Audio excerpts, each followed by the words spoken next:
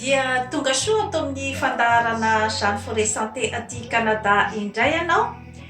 Ny horesantsika an'io zany dia ny momba ilay toe-javatra izay niteraka resabe tato ato dia ny décentralisation izany. Ka dia mitondra ny anjara biriky hatrany ny tenako zany amin'ny fitenenako ny fomba fijeriko zany ny toe-javatra toy ireny satria dia niteraka resabe tokoa ny famoahan'ny filoham-pirenenantsika dia ny Andriamatoa Andry Nirina Rajoelina zany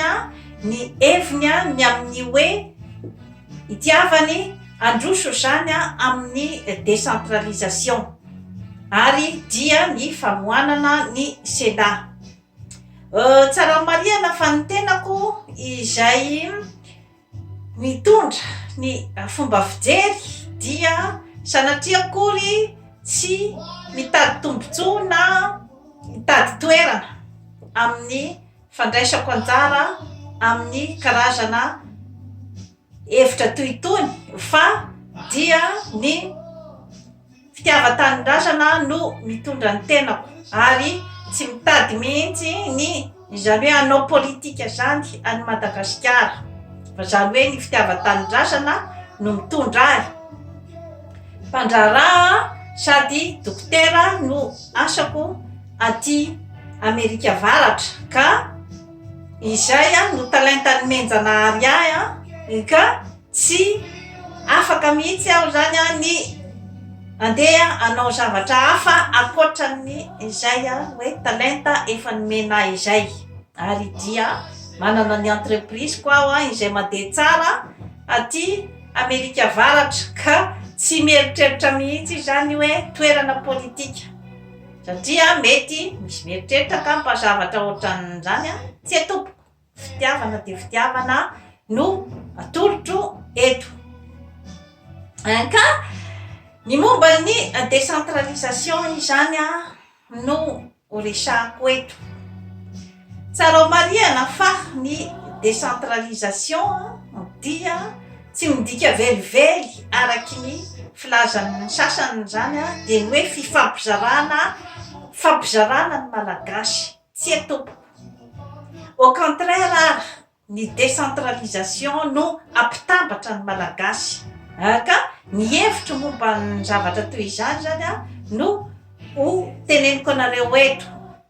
satria mila jerena any amin'ny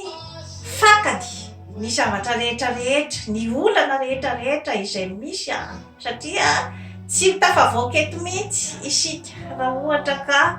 ho safosafona foana zany ny olana fa tsy hojerena amin'ny fakany satria ny mampandroso ny tany vaventy izay ihany no ampitaiko eto. Ny mampandroso azy dia izay hoe fanaovana ny analyse en profondeur mihitsy zany ny olana izay misy ao amin'ny taniny ary dia tsy amelany mihitsy raha tsy voavahany olana ary dia tsy maintsy miainga amin'ny zavatra tsara orina ny tany iray na ny projet na izay zavatra hitondranao amin'ny fiainanao tsy maintsy miainga amin'ny fototra tsara orina voazay vao hitondra ny ataontsika hoe zany ataontsika hoe fitondrana mafiorina zany na firenena matanjaka zany dia tsy maintsy mandalo amin'izay. Efa nazavaiko teto ny resaka phénomène social madinidinika izay mety miteraka ny ataontsika hoe korotana nefa mbola tsy nahitana vokatsoa hatramin'izao. Ny korotana rehetra izay mitranga tao amin'ny firenena fa faravana hatrany ary dia faravana izay amataonany maro mbola tsy mety tafana hatramin'izao ka ny hoe atorohevitra izay atoroko eto zany dia ny hoe miainga foana ny amin'ny ataontsika zany hoe fanorenana miainga foana amin'ny zavatra mafiorina ka raha miresaka zany atao hoe décentralisation tsika dia io dia miainga foana zany ny amin'ny ataontsika hoe créativité ao amin'ny tany iray. Tsy maintsy manana an'izay atao famoronana izay ny tany iray hoe inona no fomba hamahan'ny olana zany, satria ny tany rehetrarehetra dia samy manana ny olana izay tsy mitovy, tsy voatery hitovy daholo. Ka eto Madagasikara zany dia olana izay tena hoe hafakely, tsy fahita eran-tany mihitsy zany ny olana izay mitranga ao Madagasikara, satria dia izany hoe foko 20 izany dia zavatra tsy hita eran-tany zany zavatra zany, ka mitondra olana goavana de goavana raha ohatra ka tsy haitsika zany ny hoe mamaha ny olana ary mijery amin'ny fotsy miangatra zany ny hoe inona ny olana ary inona no mety ho vahaolana, satria miodikodina eo foana ny ataontsika hoe karazana olana izay tsy mety ahitam-bahaolana hatramin'izao. Ka raha tsy idirana tena ataontsika hoe zany hoe en profondeur mihitsy zany ny famahana ny olana dia tsy mety hiravina io, tsy mety hiravina, satria efa niteneniko teto foana zany ny phénomène social izay manakatsakana ny zavatra rehetrarehetra. Ka ny andeha hilaza fotsiny hoe iray ihany sika malagasy, izay kosa angamba dia ataoko fa fiatsaram-belatsihy ihany, satria rehefa tena miditra ao anatin'ny fiarahamonina ianao dia tsy marina zany, ka aleo miaiky zany ny hoe zava-misy amin'izao fotoana izao aloha, dia miainga ao anatin'ny ataontsika hoe réalité an'ny société, dia amin'ny alalan'izay réalité an'ny société izay zany no ahafahana mandroso ary rehefa mandroso ara-ekônomika, ara-culturaly, ary mandroso amin'ny lafiny rehetrarehetra na ny resaka toe-tsaina, dia mitambatra ho azy ny malagasy. Izay ange no zava-dehibe amin'ny ataontsika hoe fanorenana ifotony, satria na tiatsika na tsy tiatsika dia mbola misy foana ny hoe ary ny tanindrazako, ary ny tanindrazan-drakoto, ny tanindrazan-drabe, na dia atao ara hoe betsaka ny lokaloka fa eo Antananarivo zany dia efa misy ny foko rehetrarehetra eran'ny Madagasikara. Ka atao inona indray zany décentralisation zany, hevitra diso de diso zany amiko, fa na atao ara hoe misy ny foko rehetrarehetra ao Antananarivo, rehefa andeha hilevina ireo foko samihafa ireo dia mahalala ny tanindrazana izy hoe ary izy no milevina. Ka amin'izay fotoana izay zany dia mbola tsy afaka ilazantsika fa hoe iray ihany sika malagasy, mbola tsy afaka ilazan'izany tsika, ka aleo miainga zany ny vahaolana amin'ny hoe inona zany ny zava-misy sy ny hoe inona ny toe-tsain'ny vahoaka amin'izao fotoana izao,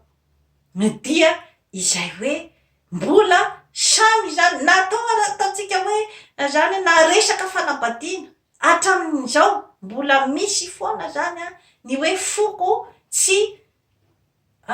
te hanambady olona hafa-tsy ny foko ao aminy,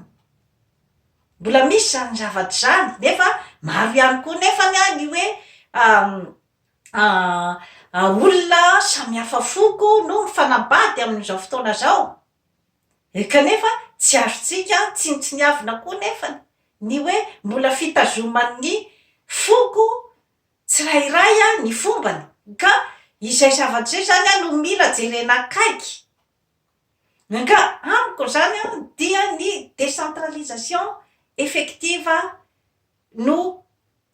vahaolana ho an'ny Madagasikara, izany hoe mitambatra zany ny malagasy rehetrarehetra, fa zany hoe manaja ny fahasamihafana.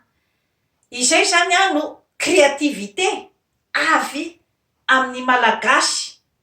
raha ny hoe tena fijeriko zany satria ny tany rehetrarehetra dia samy manana ny famoronana izay nataony mpitondra tao aminy ka raisiko ohatra ny hoe aty Amerika Avaratra aty Kanada dia raha ohatra ka hoe ny ao amin'ny resaka zany hoe communauté en général ny fiarahamonina en général zany raha aty Kanada dia efa nalefany amin'izay hoe mandeha par communauté zany no ny ohatrany hoe karazany fitsitokotokony olona rehetra satria rehefa natao ny fandiniana dia sarotra zany ny hoe tena ampitambatra ny olona rehetra eto Kanada satria samy manana ny fombany ny tonga eto dia ao ny communauté ataontsika hoe italiana, ny communauté grika, ny communauté rosiana, ny communauté frantsay ny efa nataony ohatran'izay zany le izy satria hoe samy mifanaja amin'ny fombany kanefa dia kanadiana ihany zany ny ponina rehetrarehetra eto Kanada ka hitodiako manokana ny any Madagasikara dia ny hoe ny amin'ny foko rehetra izay misy zany ao Madagasikara dia tsaratsara kokoa ngamba zany ny hoe mba mitodika any amin'izay zany ny zanatany ao amin'ny faritany tsirairay izay mijery manokana zany ny hoe inona ny problema ao amin'ny taniny aviny zany satria efa noresako teto foana ny atao hoe sentiment d'appartenance efa noresako teto foana ny atao hoe pyramide de Maslow ireo zavatra rehetrarehetra ireo dia zavatra fikarohana nataony Amerikana iray atao hoe Abraham Maslow izay mitsinjara zany ny andanatohatra rehetrarehetra amin'ny société iray ka io karazan-javatra io zany no misy ny ataontsika hoe sentiment d'appartenance ka ao anatin'ny sentiment d'appartenance izay ihany no ahafahan'ny olona anankiray ny ahafahan'ny tany iray mivoatra araky ny tokony ho izy satria samy manana daholy ireo faritany rehetra ao Madagasikara ao ireo samy manana daholy ny fombany ary samy manana koa hoe inona ny resource misy ao inona ny arena misy ao ary inona zany ny zavatra tsaratsara kokoa zany hanetanana ny vahoaka ny amin'ny fampandrosoana inona zany ny karazana fampianarana izay tokony iroson'ny vahoaka bebe kokoa zany mba ampandroson'ny faritra satria tsy afaka miala amin'izay atao hoe sentiment d'appartenance izay tsy midika hoe ny malagasy ny foko hafa izay mipetraka ohatra ataontsika hoe ao amin'ny tany iray ohatra hoe Fianaratsoa ohatra dia misy ny foko rehetrarehetra ao Fianaratsoa zay tsy midika hoe horoana ve ny foko hafa tsy tompoko izay zavatra zay zany dia tokony hoe sorona tao anatin'ny saina na hoe de ny foko Betsileo ihany zany no tokony anana ny toerana tokony hoe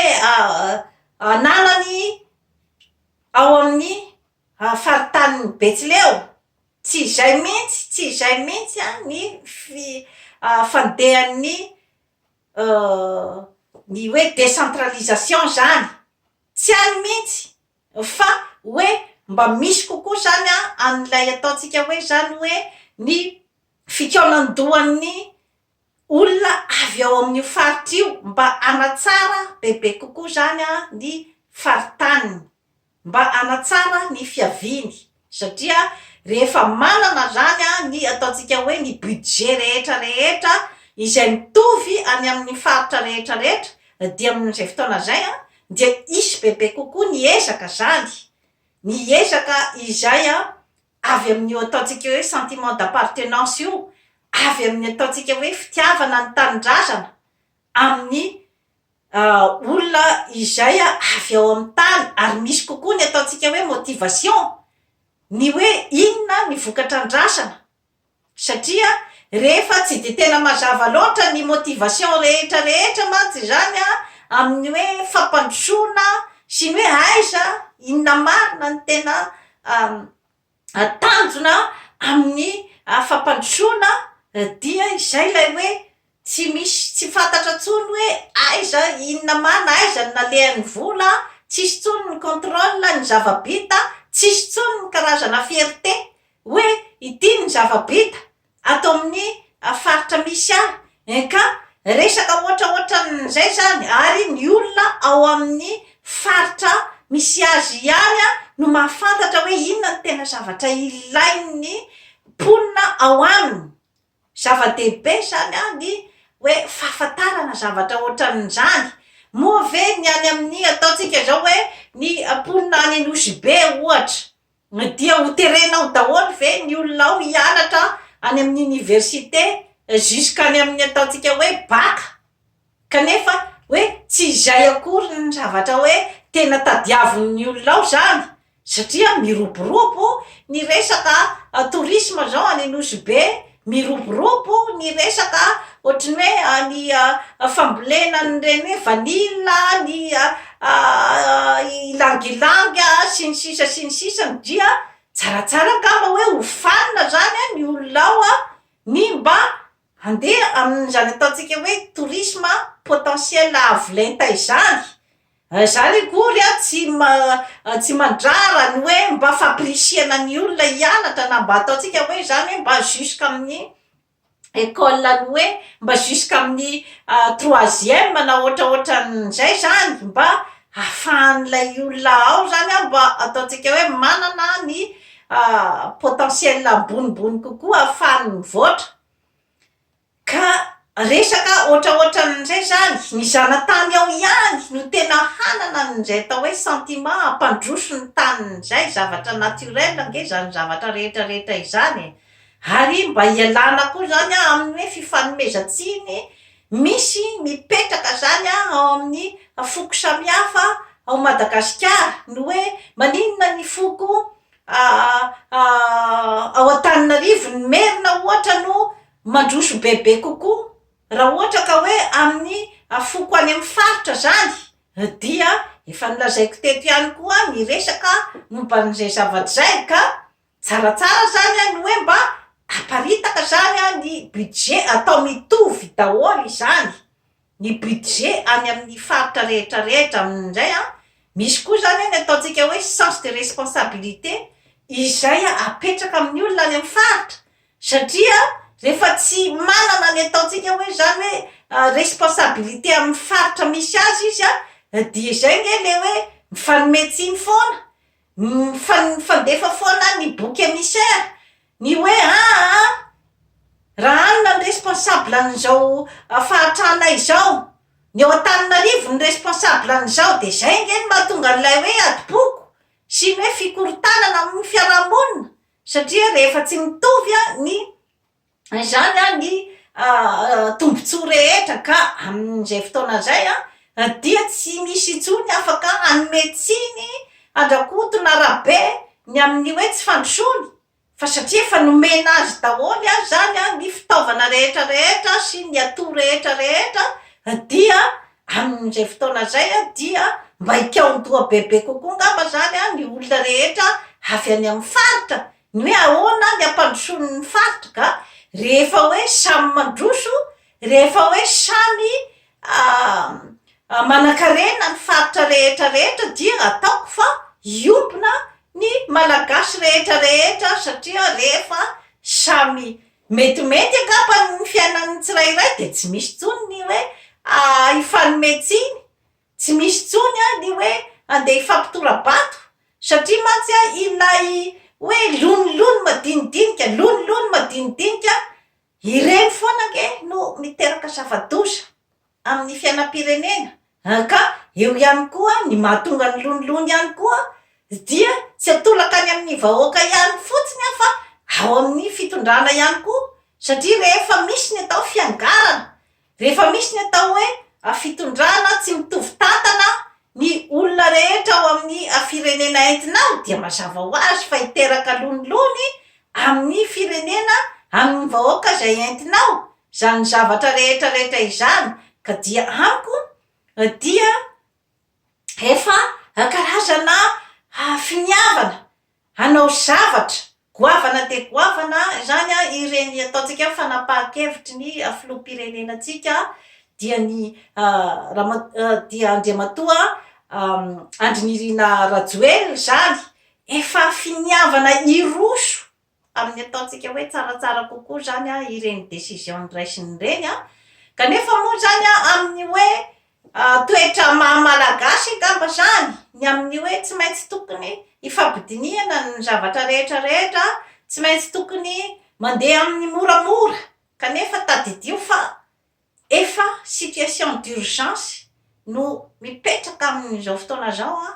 amin'ny firenena malagasy efa torinao goavana de goavana izay tsy maintsy tokony andraisantsika fanapahan-kevitra aingana dia aingana ary entitra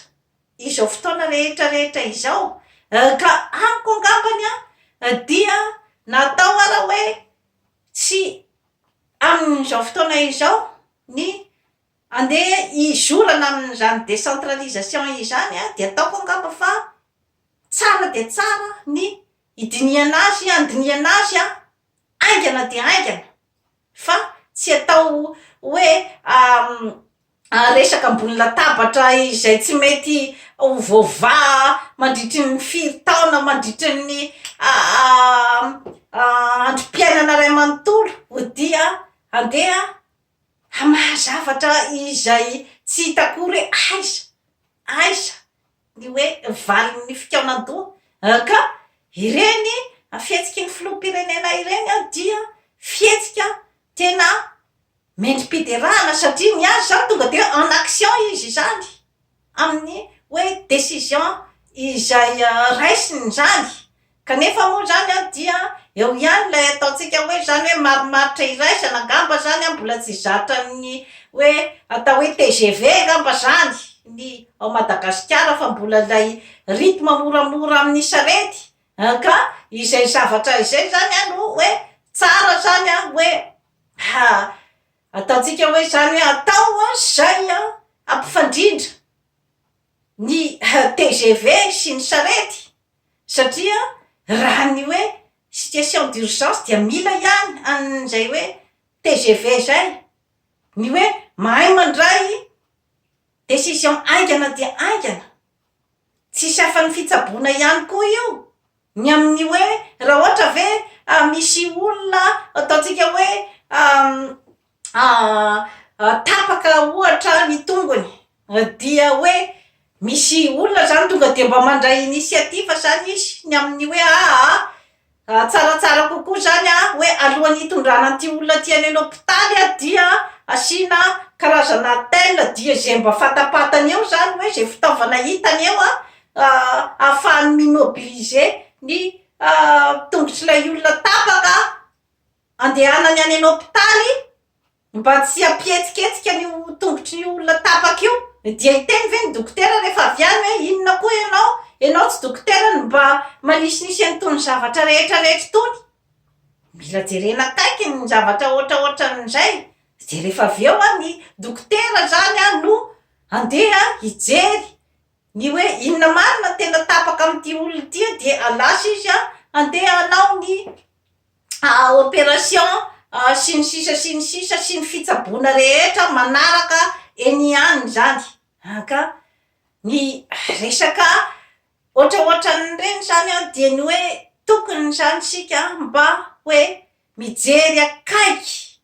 ny hoe inona marina ny tena mpandrosoana any Madagasikara fa tsy variana ny amin'ny hoe alakobika tsy tiako tare